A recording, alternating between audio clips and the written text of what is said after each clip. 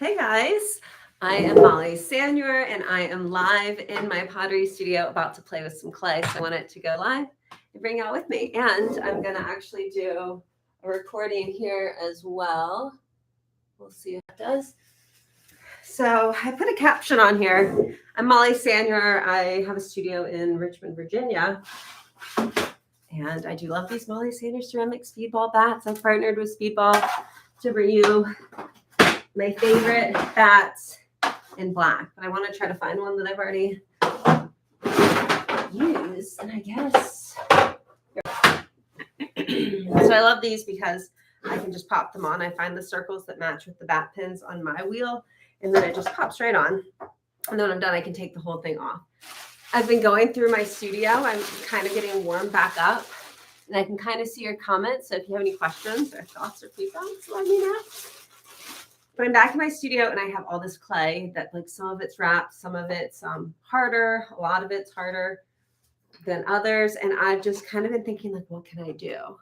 And I want to go through this clay and just kind of have fun playing with the clay, playing with some new ideas. I have this idea for a vase that I'll kind of throw a second part and then maybe add it on. So here we are live. Rowing in my studio. I always kind of start by just making sure the clay is stuck on the wheel. If you get any water between the clay and the plastic bat, especially, it will slip right off. And then I like to always cone up and cone down. This clay, I didn't even wedge this clay. Truth be told, this has just been sitting in the bag. You can see the inconsistencies already showing up in that first coning up. See those? You don't want diagonal. You want all horizontal. So the goal here would be to cone up and down until you kind of work those inconsistencies out, get it going smooth and horizontal, taking your time, working all the way from the top of the clay all the way to the bottom, and hold it, let it rotate, rotate, rotate, slow release. I'm always cleaning out my sponge and just adding water instead of slip. So I'll go ahead and cone this up and down one more time. And you can already see it's getting a lot more smooth and consistent. And since this is just kind of me warming back up and also working through this idea that I've had, I'm going to go ahead and push it to center. So I'm cleaning out my sponge again. Right hand's going to press it down. Speeds, my friend. This is actually my pedal fully all the way down. So I'm kind of thinking to myself, might need to figure out how to make this go faster. I like a little more power. All right, now what I'm going to do for this idea is separate this clay and open a ring of clay all the way to the edge. So I'm kind of looking at how much I'm leaving here in the center, adding a little water in that groove so I can press my finger down to open it, add a little more water, keeping myself anchored and centered, elbows against my body, supporting this clay as it goes around and around. Now I could probably switch to a wooden knife tool, but there we go, made it to the bat. Now I'm going to take this ring, kind of compress it down and pull it all the way out to the edge of the bat, where until it gets to the thickness that I want this ring to be. So every inch of my pressure is pressing against this clay. I'm squeezing it from every angle, the side, the inside, the top, the bottom, everything, just elbows against my body, letting the clay rotate, rotate, rotate to work out any little wobbles as I kind of compress it and pull this ring out to widen this ring. So again, speed's kind of my friend. Everything's holding the clay. Rotate, rotate, rotate. Again, I'm kind of pulling it wide enough where I like the thickness of this ring that I'm creating. And later I'm going to kind of play with what I do with the ring. Squeeze out this water. I'm going to give this ring a little pull. Let's get some of this slip off. You can better see what's happening. Make a little slip pile. Okay, so I have this ring out here. Let's go ahead and pull this.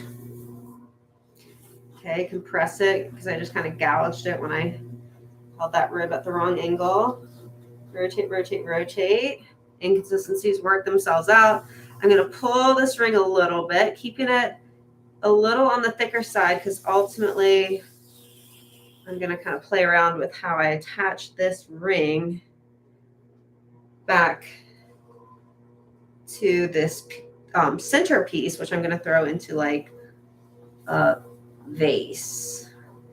So this is going to be like a decorative ring. So I'm just kind of thinking about the edge, what it looks like, how thick, how thin, how rounded, how vertical.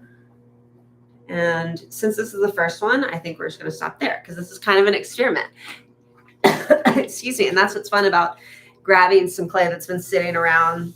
Because really, especially if you have clay that's been in like a loose bag and it's gotten stiffer, a good way to go through it and get it workable and soft again is to just throw some smaller pieces. All right, so here we go. I'm going to open up and center the centerpiece, thinking about what form is this going to be. I want it to be a vase, so I want the base against the table, the foot, to be wide enough to really support it. So first I'm going to drill down, pull my finger back, thinking how wide does this need to be to really support itself? I think that's good. I'm going to compress this bottom, bring out my sponge, go from center over to 3, let it rotate. Compressing that clay back down, making sure right now, is my clay too thick, too thin? I could stop my wheel and take a needle tool and poke it in and pull it and see how thick the bottom is. But I think I'm just going to go ahead with this one because I do want to play around with trimming a foot and adding a foot as well. So right now my focus is compressing that clay. This prevents that S crack from happening if you get like a thin bottom. So compressing it will help strengthen those clay particles back. Now I'm adding a little water and I'm going to pull. And at this point, I'm just trying to gradually squeeze this clay between all of my pressure points of my hand, the inside, the outside sitting on top. And it's kind of compressing that clay as I pull it, relaxing the pressure as I get to the top to gradually squeeze that clay up. Because if you squeeze too hard and then you put a thin spot, it can make it weak. Anchor my elbows against my body. My knuckle is going to go down, leaning against this wrung out sponge, down against the bat, then into the base, really pushing that clay. But I have to get my elbows against my body. I also sometimes do 2 fingers on top of the sponge, down against the bat, swing over to the clay. Inside hand is ready to meet it. Hands are connected. And I drop pressure onto that lip of the clay while I do this pull when I can. If it gets too tall, I can't really do that. But I want to squeeze down here first. So this hand's the boss, against the bat, squeezing under. Speed is my friend. And I'm just squeezing. Oh, I just lost my ring. No. Okay, so that's a good lesson right there. Is, you know why that fell off? Because I made too thin of a base. And then the centrifugal force just whipped it out. So I think next time what I'll do is keep it low, keep it tight in, and then throw this one. I might still be able to play around with this. In fact, maybe I can pull it, smooth it out, put it aside, and see what this can become. Who knows? Okay. I'm just going to put this over here. And then this go on my scrap pile. Okay, that was really fun to have that recorded. My first fail of this new idea, opening too wide that ring. So let's go ahead and finish creating a cylinder form. And then from the cylinder form, I'm going to turn this into a vase. I am interested in vases lately, especially as my own garden is starting to bloom. And I'm really wanting to cut some of my flowers and bring them in and put them in some vases. So I'm thinking like, what vase would I like to have to be displaying the flowers for my garden that I really want to bring in? And I think I want something that's like wide and then skinny up here at the neck. So as I pull, I'm going to really relax the pressure, almost keeping this really contained. I can squeeze it from both sides, even slow the pressure just to keep this lip from getting too wide too fast. So as you pull, I'm going to reach in, clean out my bottom, especially if I end up closing this top part to where I can't fit my inside hand in. I want to make sure that at that point I've gotten all the water out. So I'm going to press down, get all this clay down here first, pressing into that base, elbow against my body so I can really anchor myself and press into that clay. This inside hand is going to squeeze back, especially where it feels fatness in the walls. And you'll see I'm kind of losing that curve because I'm more so worried about just squeezing the thickness of my walls up. They were still really fat at the bottom. Now this is still kind of fat, but I'm going to kind of leave that thickness, rotate, slow release. Leaving the thickness at the top is going to allow me to kind of play around with how I shape the lip. Okay, inside hand goes in. One more pull to really squeeze this thickness of clay. So my inside hand's kind of stretching out, outside hand's kind of scooping back up and under, relaxing the pressure here all the way up, rotate, rotate, rotate. So now I'm going to kind of put in some curve. And as you put in curve, you kind of lose some of the height. So I'm going to take this curve of a rib tool on the inside and kind of just go back and forth and play around with creating some volume right there. So oops, inside hand goes up. I'm not going to press any width down there. I'm going to keep that narrow. So I'm kind of just starting in the center, then kind of swing down, swing back up, keeping this part contained. So let it rotate before you move that rib. Will help keep it centered. Let it rotate. And then you can kind of move your pressure up and down. I'm going to support it against the rib on the outside while this inside hand really presses out. Those fingers kind of recompress that clay back in. Rotate, rotate, rotate. Let it rotate at every height. Okay, rotate, rotate, rotate. Slow release. Helps keep it centered. Now, this part's kind of thinned out enough, and so now I can kind of play around and close this neck. Now, originally my idea was to have this like ring of clay that I could somehow like decorate. What I'm realizing, feeling this is really heavy.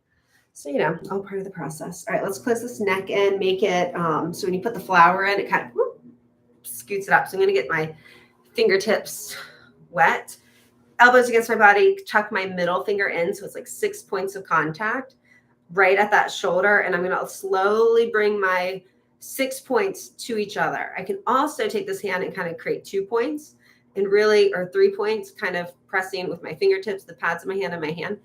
And then this hand, the fingertips vertically can connect and kind of also do the same thing, necking in this part up here. So we're not going to mess with our width or anything down there. I'm going to make sure no water is left in there because once I close this up, so elbows against my body. So I'm stable. Let it rotate. Slowly bringing my fingers towards each other. Slow release. Now, because I lessen thickness here, I can pull on that and kind of play around with this shape.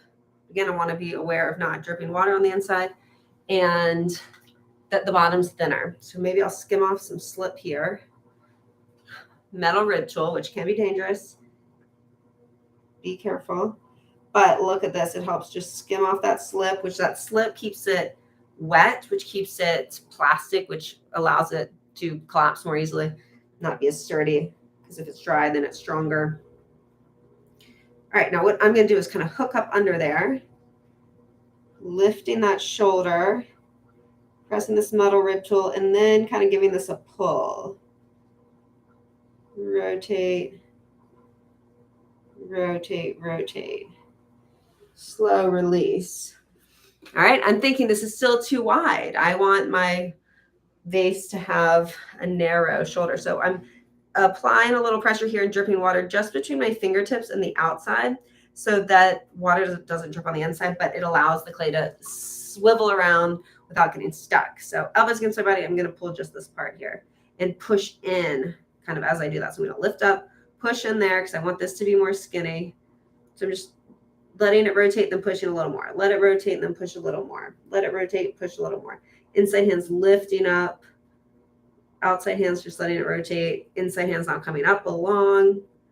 The outside hand kind of giving a little pull. We're also just kind of squeezing on the thickness of the clay at the top now, letting it rotate, rotate, rotate. Slow release.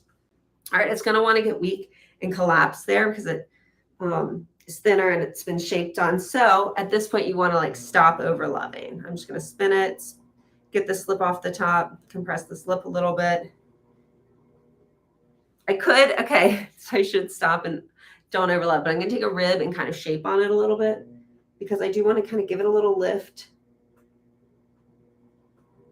Kind of get my inside finger against this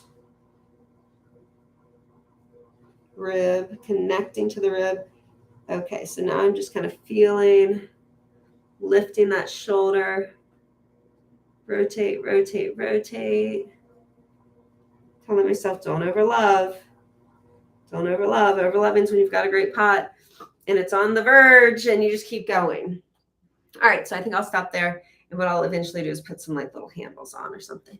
I do have these little tools that I can use to scrape away some of the clay at the base. I could use a wooden knife tool, but I do really kind of love these. I think I just got them on Amazon. Against the bat, rotate, rotate, rotate. So satisfying. This comes off. I can also just use this to scratch off this mess up. Now, another idea is I could just make the rings of the base on a whole separate bat and not worry about making them the same day as I make the base. Now, eventually I'll go back and trim this. And again, I should stop on ahead. That will all clean up nicely later. Okay, clean my bat because that's just good practice. Thanks for tuning in. Hope y'all watch my other videos and let me know what other ones you'd like to see. Check out my website, check out my Instagram, check out my Skillshare, all the things. Subscribe to my channel, and I'll see y'all back for the next live. Thanks for tuning in.